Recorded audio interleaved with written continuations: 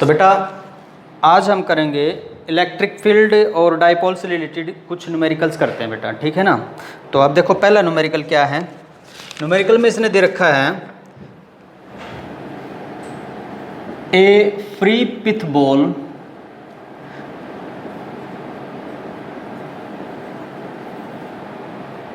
Of mass 6 gram carries a positive charge, carries a positive charge of 1/3 into 10 raised to power minus 7 coulomb.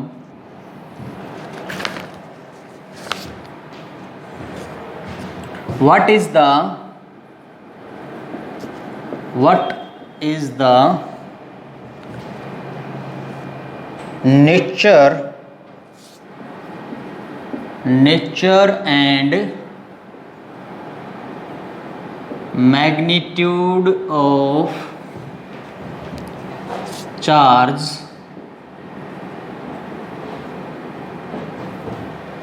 that should be given to second pith ball, that should be given to second pith ball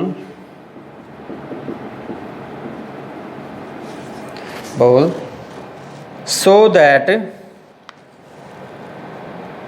second pith ball that should be given to second pith ball fixed at 5 centimeter vertically below the former pith ball,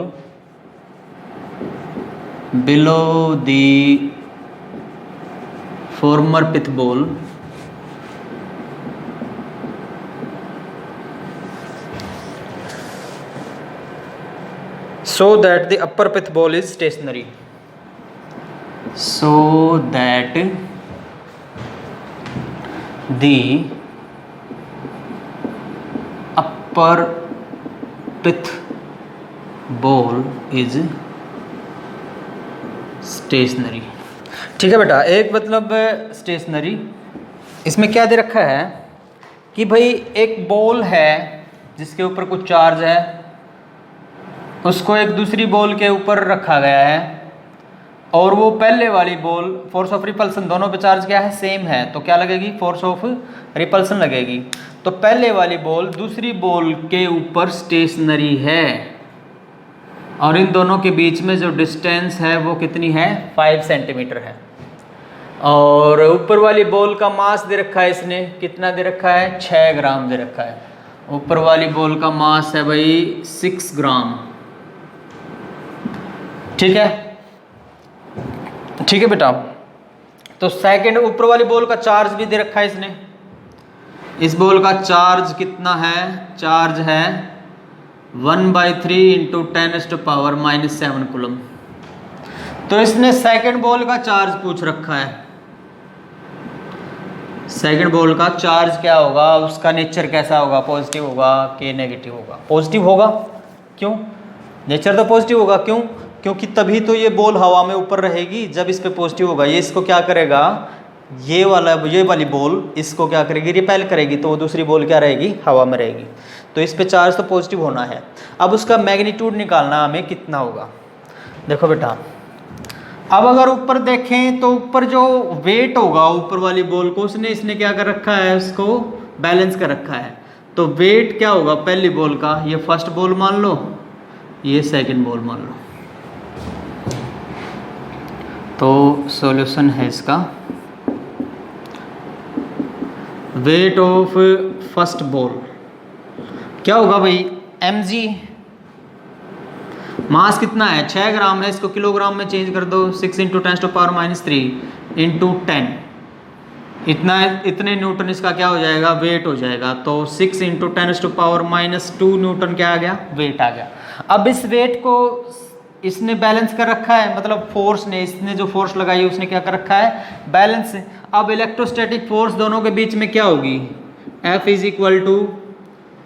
K into Q1 Q1 की value कितनी है 1/3 into 10⁻⁻7। Q2 निकालना है, Q मान लो, जैसे Q2 का Q ही मान लो नीचे वाला, डिवाइडेड बाई R²। R की वैल्यू कितनी है 5 सेंटीमीटर, मीटर में चेंज कर दो और उसका क्या करो स्क्वायर कर दो, ठीक है।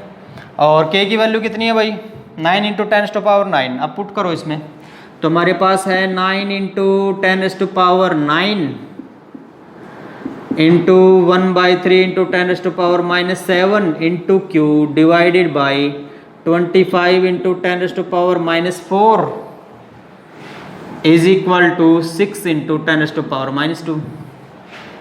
ठीक है ना, यहाँ से Q की वैल्यू आ जाएगी बेटा, ठीक है। तो अगर यहाँ से देखें तो ये -4 ऊपर जाएगा, कट गया, -3 रह गया यहाँ पे, ठीक है। अब -2 ये कट गया, तो यहाँ पे क्या रह गया -1 रह गया 10⁻⁻1, और ये -1 कट के यहाँ पे कितना आ गया 10⁻8 आ गया, ठीक है। तो अब ये 3 हो गया, ये कट गया, यहाँ पे 2 हो गया, अब ये इधर आ जाएगा, ठीक है। तो कैलकुलेशन करने के बाद यहाँ पे हमारे पास Q की वैल्यू आ जाएगी भाई, और वो जो Q की वैल्यू नियरली इन्होंने दे रखी है वो क्या है 4.90 इंटू 10⁻⁻7 कूलम है बेटा। ये कैलकुलेशन करके देख लेना, ये हमारे पास आंसर आ जाएगा, ठीक है। आसान सा क्वेश्चन था। नेक्स्ट देखो बेटा, हाँ बेटा, तो अब सेकंड क्वेश्चन जो है हमारे पास वो क्या दे रखा है, सेकंड क्वेश्चन है an electron falls through a distance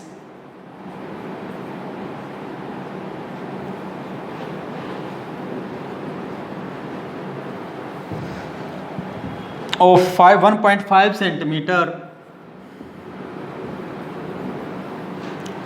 in a uniform electric field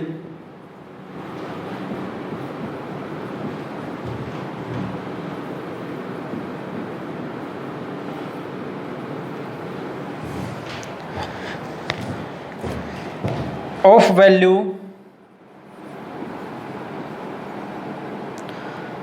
2 into 10⁻⁴ Newton पर कूलम, ठीक है। when the direction of electric field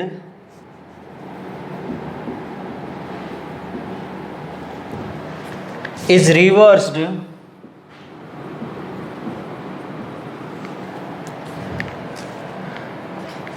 a proton falls through the same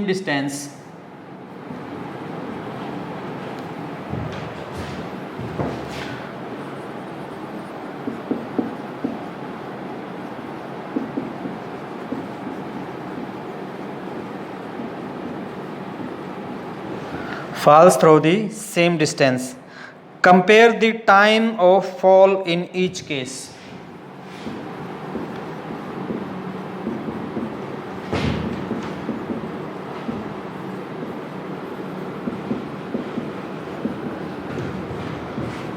in each case, और ये जो है free fall under gravity, इसको हमने क्या करना है नेगलेक्ट करना है, मतलब ग्रेविटी का कोई इफेक्ट नहीं है, ठीक है।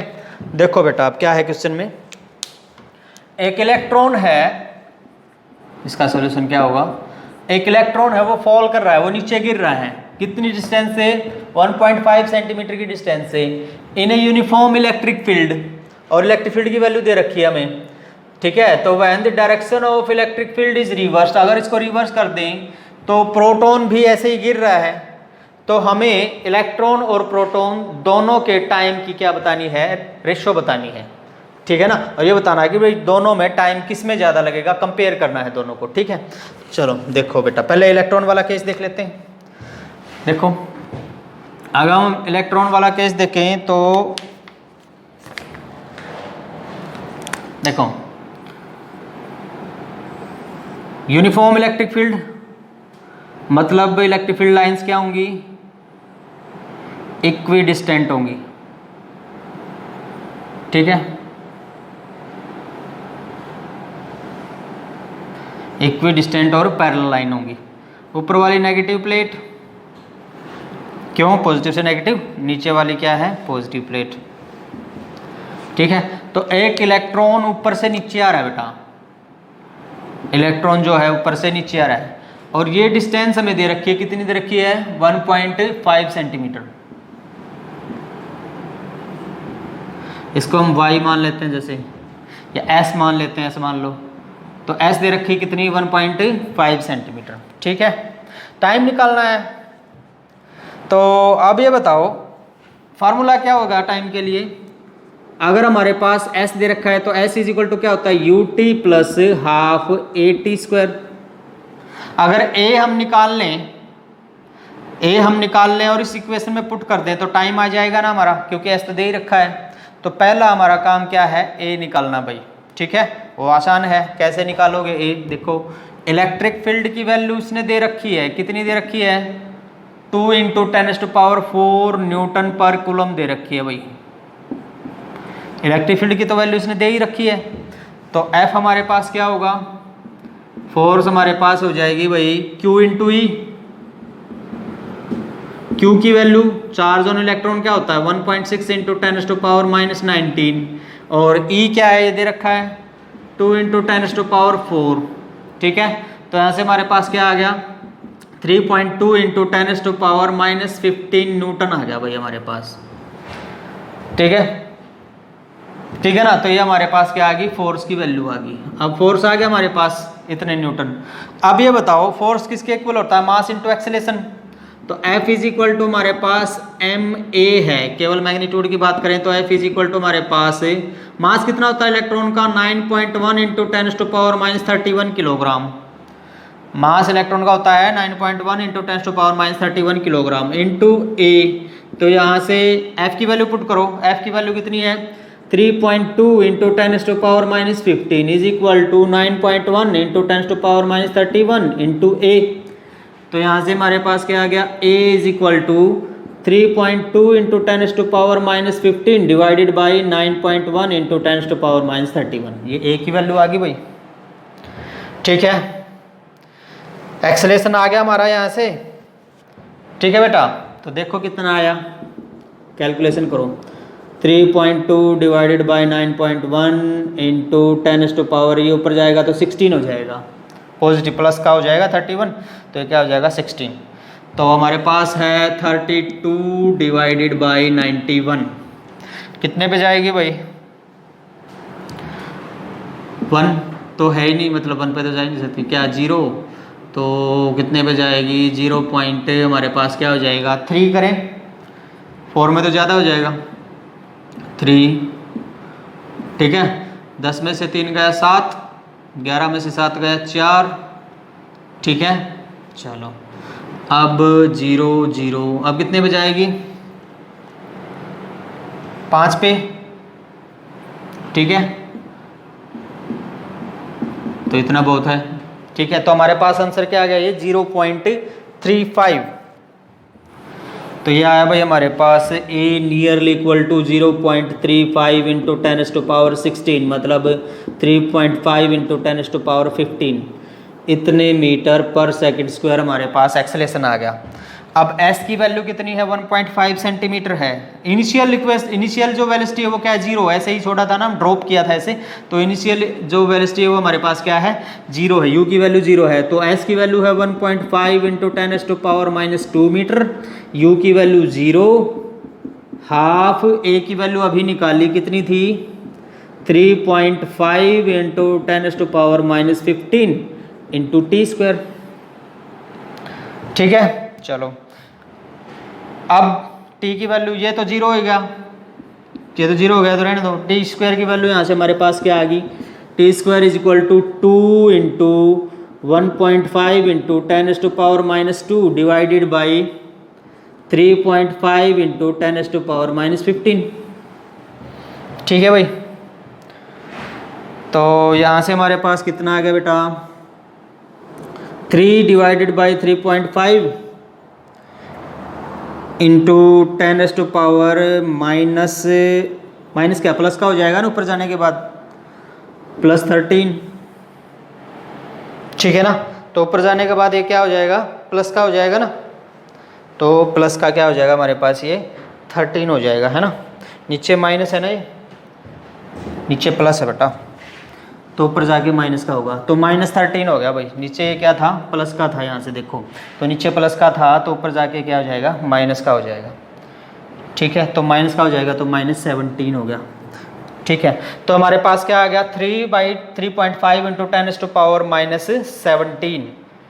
ठीक है बेटा, तो अब अगर इसका करें तो हमारे पास हमारी ये वैल्यू आ गई भाई 30 डिवाइडेड बाई 3.5 इंटू 10⁻⁻17। अब ये लगभग 9 पे जाएगा। ठीक है ना, अगर हम देखें तो 3.5 का पॉइंट हटा दिया ना, तो 30 हो गया, तो अगर देखें तो लगभग 0.9 पे जाएगा, तो ये नियरली t² नियरली इक्वल आ गया 0.9 इंटू 10⁻⁻17, मतलब नियरली इक्वल आ गया 9 इंटू 10⁻⁻18। ठीक है, t² की वैल्यू, तो यहाँ से हमारे पास क्या आ गया भाई, t नियरली इक्वल टू आ गया भाई 9 का क्या हो गया 3 इंटू 10⁻⁹ सेकेंड, नियरली इक्वल है बेटा ये। ठीक है, तो ये है इलेक्ट्रॉन के लिए। अब देखते हैं प्रोटॉन के लिए बेटा। ठीक है, तो इलेक्ट्रॉन के लिए तो 3 इंटू 10⁻9 नियरली आ गया। अब प्रोटॉन के लिए चेक करते हैं क्या होगा। देखो भाई, सेम प्रोटॉन की कंडीशन है, लेकिन अब रिवर्स कर रखी है इलेक्ट्रिक फील्ड। तो प्रोटॉन के केस में क्या होगा, ऊपर हो जाएगा पॉजिटिव और नीचे हो जाएगा क्या, नेगेटिव। रिवर्स कर दी ना। ठीक है, सेम है, यूनिफॉर्म इलेक्ट्रिक फील्ड है।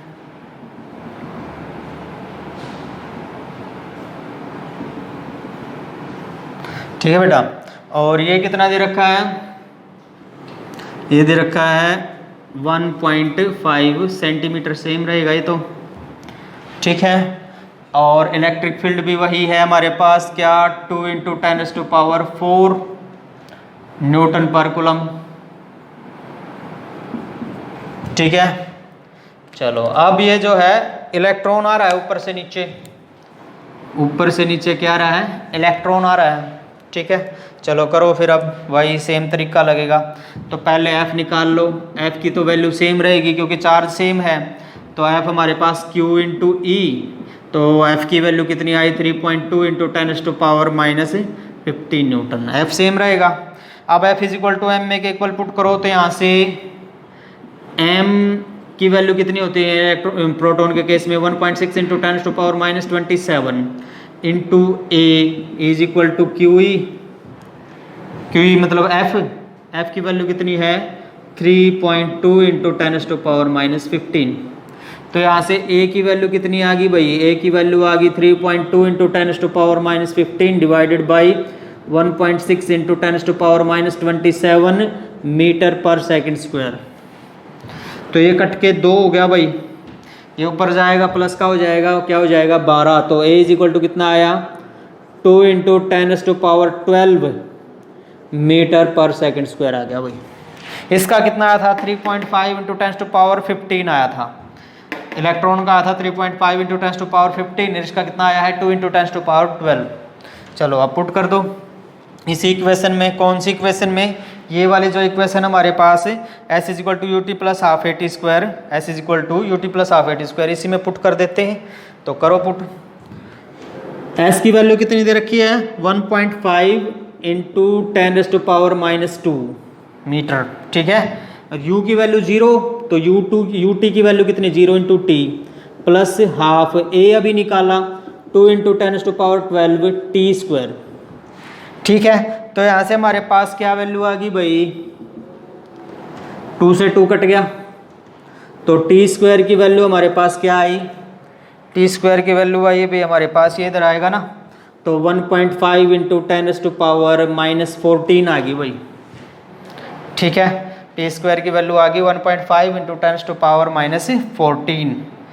अब 1.5 क्या है लगभग कितना 1.4 ही मान लो, 1.414 होता है ना इस तरह से, तो वो लगभग नियरली इक्वल टू 2 पॉइंट कुछ आएगा बेटा। ठीक है ना, 2.78 के करीब आएगा। क्या है आंसर इनका 2.3 है, क्योंकि 1.414 क्या होता है, √2 होता है ना, ठीक है, और तो उसका स्क्वायर करेंगे तो 2 हो जाएगा, तो 1.414 मतलब 2 पॉइंट कुछ आएगा, तो आंसर है इसका 2.3 इंटू 10⁻⁻2 है बेटा आंसर इसका। ठीक है, ठीक है, तो ये आ जाएगा यहाँ से हमारे पास नियरली इक्वल टू 2, 1.9 मान लो, t की वैल्यू 1.9 इंटू 10⁻⁻ कितना आ गया, -7। तो अब दोनों में जो आंसर क्या आएगा हमारा, दोनों का, ये तो प्रोटॉन के लिए है टाइम और ये टाइम किसके लिए था, इलेक्ट्रॉन के लिए, तो दोनों का जो हमारे पास रेशो आ गई लगभग TE/TP जो इन्होंने दे रखी है वो है लगभग 2 इंटू 10⁻⁻2 सेकेंड का आंसर रहेगा, मतलब इतने का डिफरेंस रहेगा रेशो। ठीक है, दोबारा देखो इसको, एक इलेक्ट्रॉन है वो फॉल कर रहा है 1.5 सेंटीमीटर से एक यूनिफॉर्म इलेक्ट्रिक फील्ड में, ठीक है, और इलेक्ट्रिक फील्ड की वैल्यू हमें दे रखी है। अगर हम इलेक्ट्रिक फील्ड की डायरेक्शन को रिवर्स कर दें तो प्रोटॉन भी ऐसे ही गिरा, तो हमें दोनों का टाइम बताना है और टाइम की रेशो निकालनी है कितनी आएगी लगभग, ठीक है ना। तो पहले हम इलेक्ट्रॉन वाला केस ले लेते हैं, इलेक्ट्रॉन गिर रहा है, एस की वैल्यू का पता है, अब इलेक्ट्रॉन इलेक्ट्रिक फील्ड में है तो उसके ऊपर फोर्स लगेगी, फोर्स कितनी लगेगी इस फार्मूले से निकाल लिया, F = QE से, Q की वैल्यू का हमें पता है, E की वैल्यू का पता है, निकल गया F, इतने न्यूटन F आ गई, उसको ma के बराबर पुट कर दिया, यहाँ से A की वैल्यू आ गई भाई, ठीक है, A की वैल्यू आ गई, ये A की वैल्यू आ गई, हमारे पास एक्सेलेरेशन आ गया, S = UT + ½ AT² फार्मूले में पुट कर दिया, S की वैल्यू का पता है, इनिशियल वेलोसिटी इलेक्ट्रॉन की कितनी 0, ये UT 0 हो गया, तो क्या आ गया ½ AT², A की वैल्यू हमें निकाल दी, A की वैल्यू यहाँ से निकाल दी, वो पुट कर दी इंटू T², तो यहाँ से T² की वैल्यू आ जाएगी, और T² को सोल्व करने के बाद नियरली हमारा 3 आ रहा है, 3 इंटू 10⁻⁹ मतलब 2.9 कुछ आएगा, नियरली 3 है, तो ये आ गया भाई हमारे पास, ठीक है। तो ये तो आ गया इलेक्ट्रॉन का टाइम। फिर प्रोटॉन का टाइम हमने निकाला, प्रोटॉन के टाइम के लिए हमने क्या कर दी, इलेक्ट्रिक फील्ड को रिवर्स कर दिया, रिवर्स करने के बाद फोर्स निकाल दी, फिर ऐसे ही एक्सेलेरेशन निकाल दिया और फिर टाइम निकाला, तो ये आया प्रोटॉन का। तो अगर दोनों के टाइम के रेशियो देखें तो नियरली हमारे पास कितनी आ रही है, 2.3 इंटू 10⁻⁻2 आ रही है बेटा, ठीक है। चलो अब नेक्स्ट क्वेश्चन करते हैं। हाँ बेटा, एक क्वेश्चन और करते हैं इसी में, देखो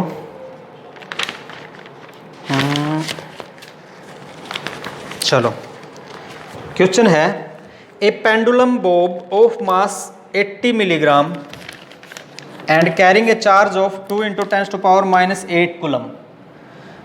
बोब का मास कितना है, मास ऑफ बोब है भाई 80 मिलीग्राम, मतलब 80 इंटू 10⁻⁻3 ग्राम, ठीक है। किलोग्राम में चेंज करेंगे तो 80 इंटू 10⁻⁻6 किलोग्राम, तो ये तो मास ऑफ बोब हो गया। और क्या दे रखा है भाई, चार्ज दे रखा है, चार्ज ऑन बोब, चार्ज कितना दे रखा है भाई, 2 इंटू 10⁻⁻8 कूलम, ठीक है भाई।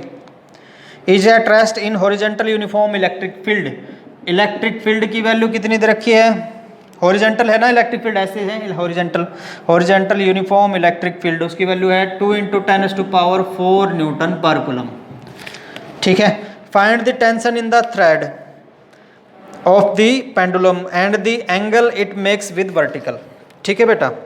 एंगल निकालना है, कितना बनेगा इसका वर्टिकल के साथ, ठीक है, और क्या निकालनी है, टेंशन निकालनी है। देखो सिचुएशन क्या है, सिचुएशन इस तरह से है बेटा, एक पेंडुलम है, ठीक है, और उसका बॉब दे रखा है 80 मिलीग्राम का। अब अगर यहाँ पे इस पे चार्ज दे रखा है पॉजिटिव, इस बॉब पे चार्ज दे रखा है पॉजिटिव, अगर यहाँ पे इलेक्ट्रिक फील्ड अप्लाई हो रही है ओरिजेंटली, तो ये इस पे फोर्स लगेगी और ये किस में जाएगा, in the direction of electric field जाएगा, तो ये यहाँ पे मूव कर गया भाई, ठीक है ना, ये यहाँ पे मूव कर गया। और एंगल कितना बनाया इसने, थीटा। तो अब इस पे टेंशन भी लगेगी कुछ, अगर वहां गया है तो इस पे टेंशन भी लगेगी। अगर यहाँ पे सिचुएशन देखें बॉब की, उस दूसरी जगह पे जाने के बाद अगर यहाँ पे बॉब की सिचुएशन देखें तो बॉब पे नीचे क्या लग रहा है, मास लग रहा है mg। m बाद में पुट कर देंगे, m की जो वैल्यू है, ठीक है। और यहाँ पे बॉब पे फोर्स लग रही है कितनी, QE, ठीक है बेटा। चलो अब अगर ये एंगल थीटा है तो ये भी क्या होगा, थीटा होगा, ठीक है। तो इस mg को इस पे अगर रिजोल्व करें तो क्या होगा, mg cos थीटा, और अगर इसके साथ रिजोल्व करें तो यहाँ पे क्या होगा, mg sin थीटा। तो QE को बैलेंस करने वाली क्या होगी, mg sin थीटा होगी ना, या बिल्कुल QE के साथ में लगा लो। तो ये क्या हो जाएगी हमारे पास, mg sin थीटा, ठीक है। और टेंशन को बैलेंस करने वाली क्या हो जाएगी, mg cos थीटा, ठीक है। बॉब यहाँ पे आके इक्विलिब्रियम में हो गया, मतलब रुक गया।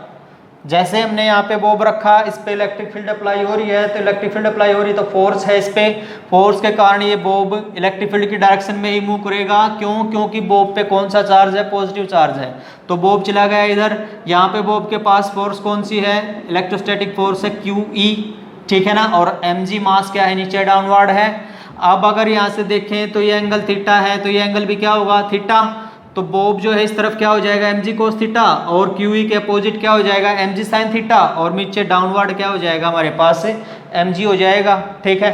तो सारी चीज़ें पुट करो, निकालो टेंशन क्या हो गया हमारे पास। अब अगर हम टेंशन को भी इसको, अगर टेंशन को भी देखें तो यहाँ पे टेंशन को भी हम रिजोल्व कर देते हैं बेटा। तो यहाँ पे हमारे पास क्या आ जाएगा, ये थीटा है तो ये भी थीटा, तो ये तो हो जाएगा t cos थीटा।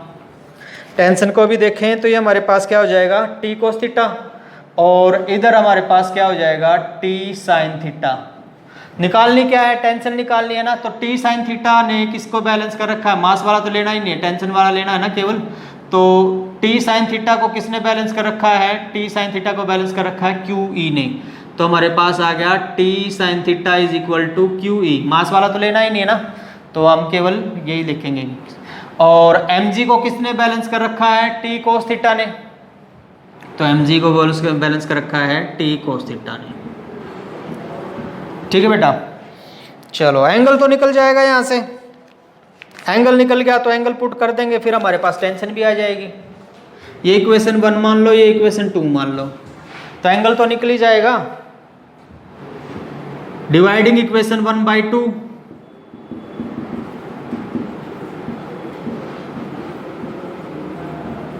करो।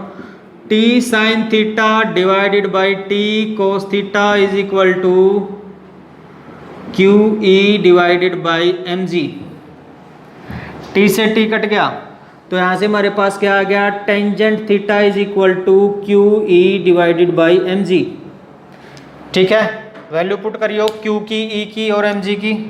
तो यहाँ से हमारे पास आ गया बेटा tangent theta is equal to, Q की वैल्यू कितनी है, दे रखी है 2 × 10⁻⁻8, ठीक है। अच्छा, और E की वैल्यू दे रखी है 2 × 10⁴, M की वैल्यू दे रखी है 80 × 10⁻⁻6, और G की वैल्यू कितनी होती है 10, ठीक है बेटा। तो इन सब का सॉल्यूशन करोगे आप। सॉल्यूशन करने के बाद यहाँ से हमारे पास क्या आ जाएगा, नियरली इक्वल टू, कटने के बाद नियरली इक्वल टू 0.5 आ जाएगा, 0.5102 ये आ जाएगा भाई, ठीक है, सॉल्यूशन करने के बाद। अब अगर देखें तो लगभग ये कितना है, हाफ है, ठीक है।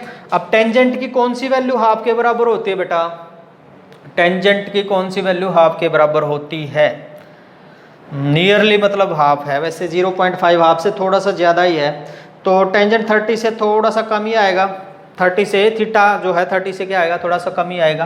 तो यहाँ पे थीटा की वैल्यू आ जाएगी लगभग, इन्होंने दे रखी है 27 डिग्री भाई, ठीक है। तो थीटा की वैल्यू तो आ गई हमारे पास 27 डिग्री, ठीक है बेटा। अब निकालनी है टेंशन। टेंशन अब कहाँ से निकालोगे, कोई किसी भी फार्मूले में पुट कर दो, चलो किस में पुट करोगे, T sine theta is equal to Q E वाले फार्मूले में पुट कर दो। तो T into sine theta sine 27 into Q की वैल्यू कितनी दे रखी है, क्यू की वैल्यू ये रही 2 इंटू 10⁻⁻8, ठीक है, और इंटू ई की वैल्यू 2 इंटू 10⁻4 डिवाइडेड बाई बस साइन थीटा था, q is sine t sine theta is equal to Q e. तो यहाँ से टी की वैल्यू हमारे पास क्या आ गया 2 into 10⁻⁻8 into 2 into 10⁻4 divided by sine 27।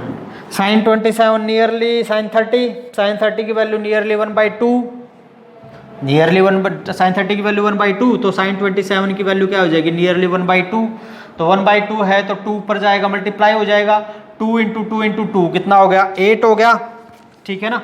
तो t की वैल्यू नियरली क्या आ जाएगा, देखो बेटा ये साइन 27 1/2 नियरली है ना, तो 1/2 है तो 2 ऊपर जाके मल्टीप्लाई होगा, 2 इंटू 2 इंटू 2 8 आ गया, तो नियरली 8 इंटू 10⁻⁻4 न्यूटन आ जाएगा भाई टेंशन हमारी। ठीक है बेटा, आज के लिए इतना ही करेंगे, बाकी अगर आपके कुछ डाउट हों तो आप कमेंट सेक्शन में जाके पूछ सकते हैं, बाकी हम कल करेंगे बेटा। Thank you very much.